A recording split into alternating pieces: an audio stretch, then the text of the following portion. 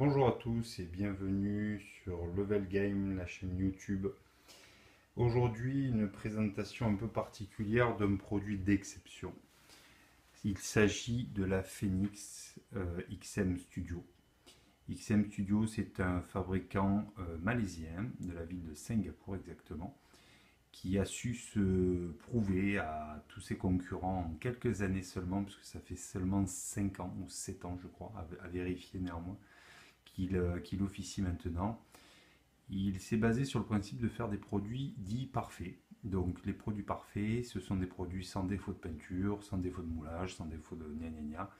Un système de transport phénoménal qui permet qu'à la figurine de jamais arriver cassée. J'en ai jamais vu. Voilà. C'est cassé au montage, ça peut arriver, mais malheureusement, ça c'est propre à chacun de nous. Mais pour ce qui est de la pièce arrivée en très bon état, c'est quand même une denrée rare aujourd'hui, avec toute la souplesse que nous connaissons au niveau des services postaux et la conception des boîtes qui ne permettent pas une protection ultime. Donc là, c'est vraiment le cas avec ce fabricant. Donc voilà, donc aujourd'hui, petite présentation de cette tuerie atomique. Donc XM Studio pour Extreme Masterpiece, euh, essentiellement fait du Marvel ou du DC Comics en statut. Des produits, voilà, encore une fois, d'exception.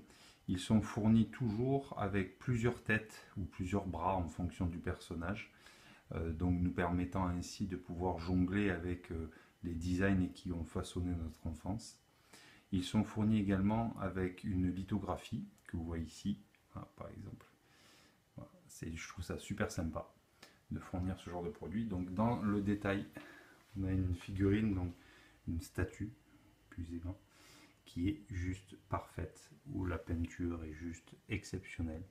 Pas de défaut, pas de défaut de moulage, rien de rien.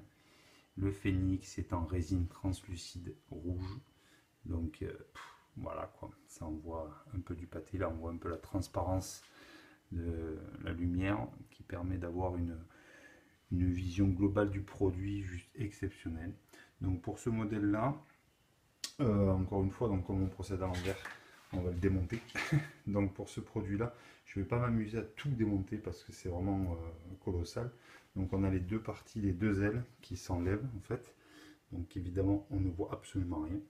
Ils ont néanmoins fait ceci, donc cette pièce-là, qui elle vient renforcer au cas où on ait des différences de température.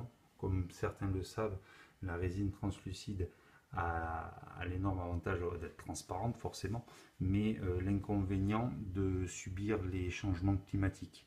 Donc en fonction de son pays ou en fonction de là où c'est exposé, on peut s'attendre à ce que la résine puisse bouger. Pas casser, mais bouger. Donc là, en faisant une jambe de force réussie, on arrive à stabiliser la pièce. Et même si au début, elle ne s'emboîtait pas bien, aujourd'hui, on voit que maintenant, elle ne bouge plus du tout, ce qui veut dire que le produit a malgré tout travaillé. Donc ils avaient déjà anticipé cette petite chose. On voit à peu près en transparence la tige métallique qui la retient. Mais bon, ça reste vraiment très discret. Donc un paint job faramineux. Voilà, un travail de qualité comme on les aime ou comme on les voit que très rarement. Donc chez ce fabricant là, c'est légion évidemment, puisque ils n'ont pas de défaut. Donc j'essaie de montrer les divers endroits de ce personnage absolument magnifique. Donc pour le montage ou le démontage, on a cette partie là qui se retire, on a les bras qui s'enlèvent, je peux d'ailleurs vous en enlever un ou deux, voilà, ici et là. Voilà, donc juste aimanté. L'emplacement est juste parfait, on ne fait pas d'erreur, on ne peut pas se tromper. Il y a ensuite cette partie-là qui se retire, libérant la statue dans son ensemble, puisqu'elle est moulée d'une seule pièce, hormis les bras et la tête. Et ensuite, donc le phénix qui commence ici à la base, qui prend forme ici, laisse tout ça, et ensuite les deux ailes sont séparées, ainsi que la jambe de force, comme précédemment dit. Donc au niveau des visages, on a celle-ci, hop, qui s'enlève, donc vue à la lumière, donc ça sa version pas content. Également dans cette même, on peut voir la qualité finition qui est juste exceptionnelle. Dans ce même temps, on a également ce visage-ci. Une fois de plus, on change la statue. Vous voyez là, la chevelure est complètement différente. Encore une autre statue du coup. Certains la préféreront d'ailleurs, je crois bien que c'est la tête préférée. Chacun ses goûts. Hop. Et enfin, une troisième version qui elle est issue de la lithographie. Donc elle, là, les cheveux tombent dans le dos du coup. Hop. Et voici un autre personnage. Donc là, les cheveux vont déborder de ce côté. Juste exceptionnel. Voilà. Donc là, elle est représentative de la litho pour le coup. À la limite, il aurait fallu 3 lithos pour 3 visages. Mais bon, ça n'arrêterait plus. Voilà, donc la pièce mesure approximativement 76 cm de haut. Donc incasable dans n'importe quelle vitrine traditionnelle. Et maintenant, on va passer à la boîte. Donc la boîte composée de 3 parties, protégeant absolument l'ensemble des éléments fournis. Donc vous avez les emplacements de tête, voilà, de bras, de corps, de socle et d'autres étages qui vont venir combler.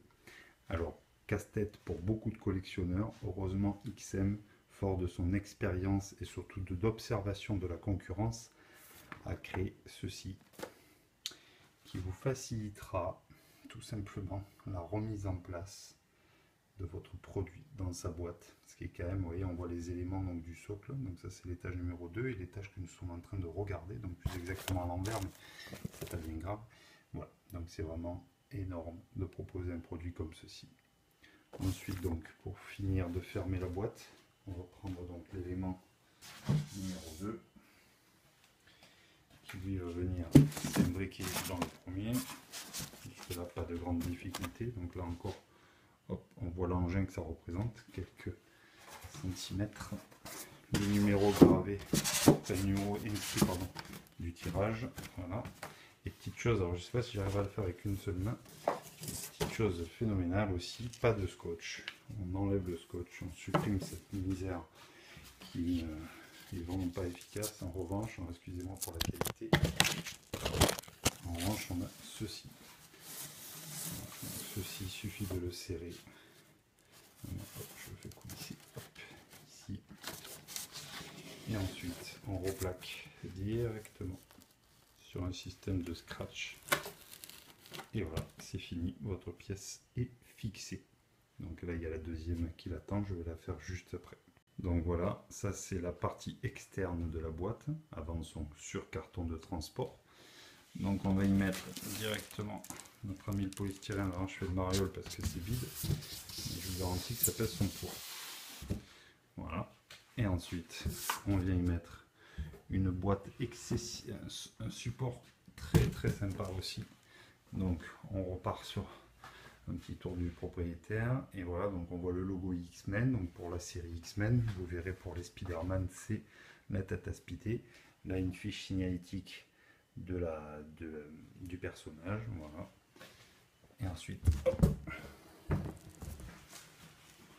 on vient clipser tout ça, ça se fait tout seul. Et enfin le carton d'expédition, mais ça pas grand chose à préciser, c'est ce que tout le monde a.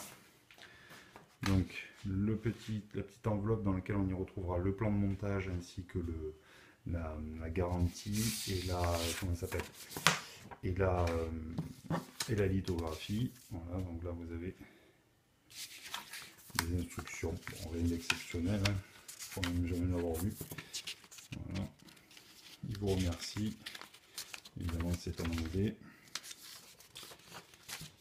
Voilà, donc on peut enregistrer son numéro, ce qui garantit le produit. Voilà. Donc vraiment, c'est bien foutu, voilà, c'est bien pensé, c'est un super produit. XM Studio n'est pas distribué partout, donc en France c'est vraiment très délicat d'en trouver. Point noir, c'est qu'il y a énormément de spéculation au niveau de l'Asie par rapport à ces produits-là. Donc pas de contrefaçon, c'est pas ce que je dis.